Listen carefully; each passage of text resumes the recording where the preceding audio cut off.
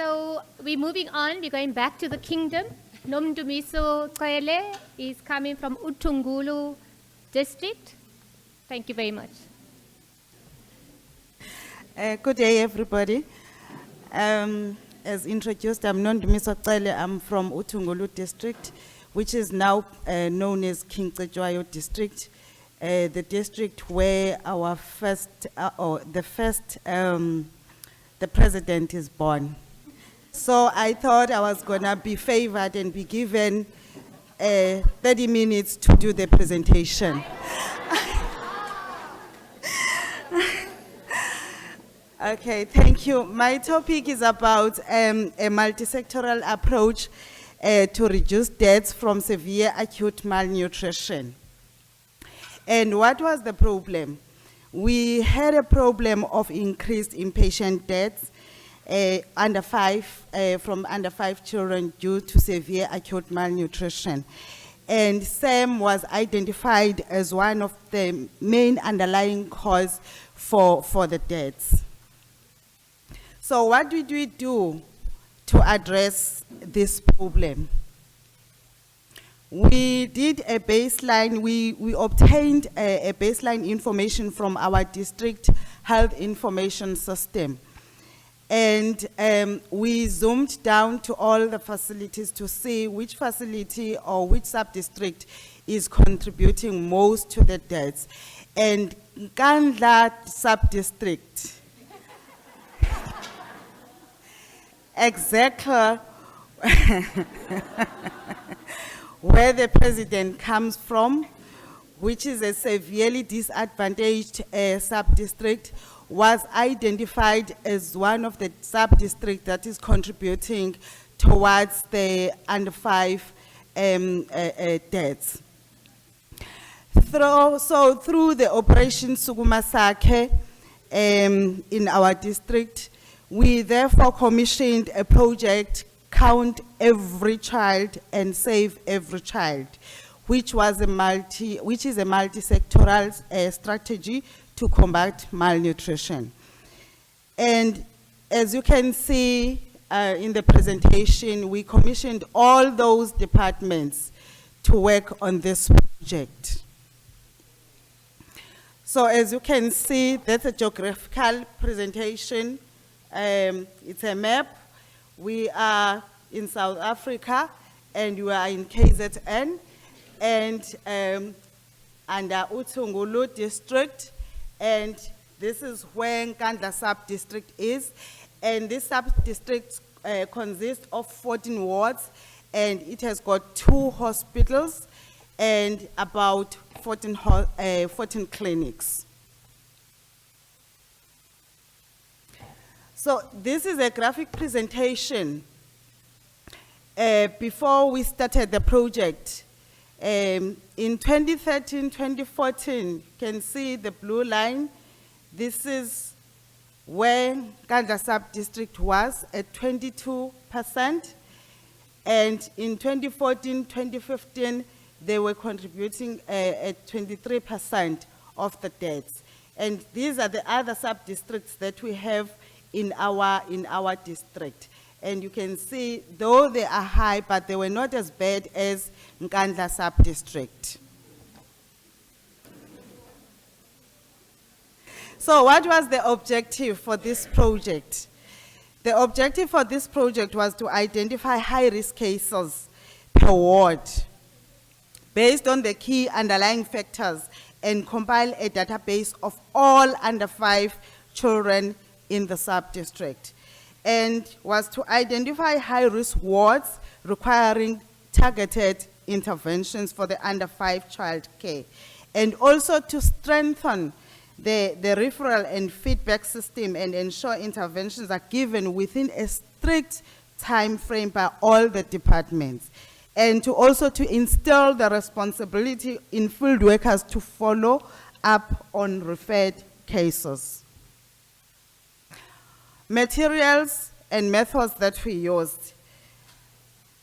We had multi-sectoral planning meetings, and we developed resources and documents. and such as the profiling tool, the word-based electronic Excel data capturing tool, and standardized referral letter. And trainings were conducted for all the field workers, including some basic health care messages for non-health staff. And this was the form that was used to do when the caregivers were doing the profiling. They were using that form. It's a bit clouded and it's busy, you can't see it, but it basically has got everything that you need to know about a child. So what were the results? 4,728 households were profiled. And out of those, 62% of under 5 population was screened.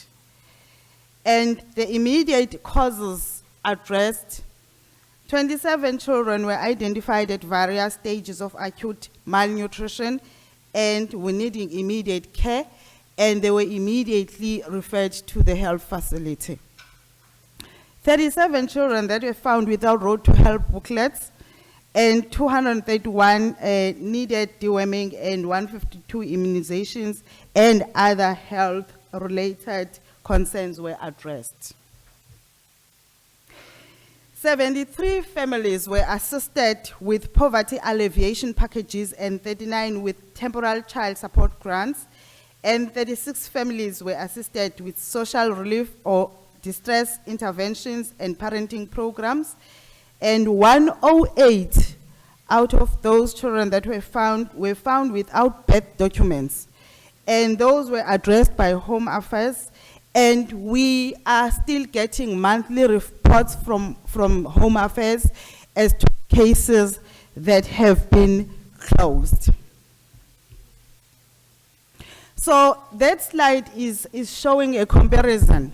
The project ran for about 6 months, and if you look at it, ran from August to January 2015 to January 2016, and if you look at the results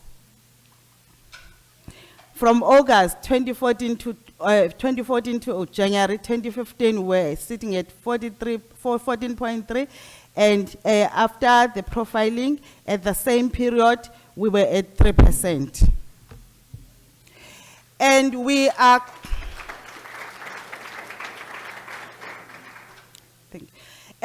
constantly monitoring all of the admissions in the hospitals with severe acute malnutrition.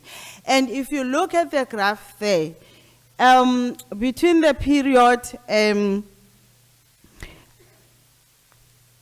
August 2014 and August 2015, we were admitting more than 10 in these two hospitals. And after that, we have been admitting babies with severe acute malnutrition, which are less than 10. And if you look at the graph here,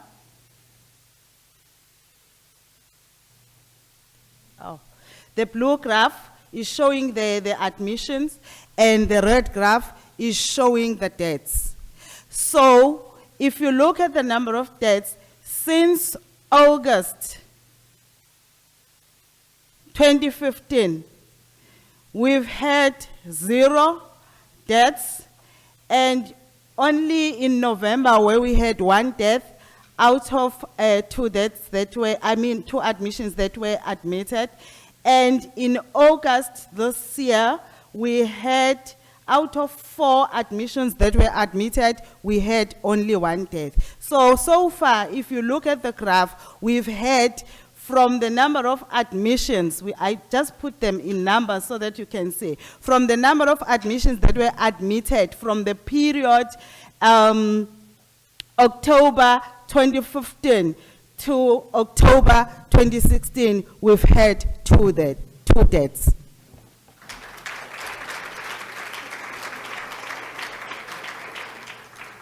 So therefore, we have concluded that a multi-sectoral approach to manage and prevent malnutrition could significantly reduce the same case fatality rate.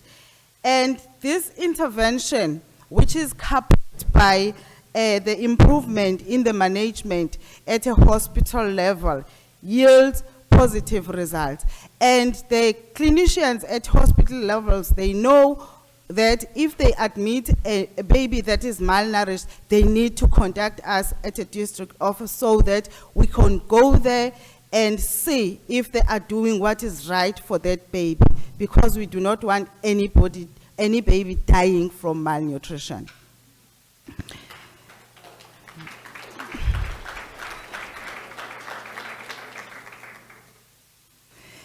We also concluded that sensitizing other sectors on key health messages could enhance health promotion. And sustainability can only be facilitated through commitment by all the stakeholders and supported by the strong leadership. I would also want to acknowledge those people that are listed in my presentation for the work well done, because they are supporting us a lot in ensuring that this project is a success. Thank you.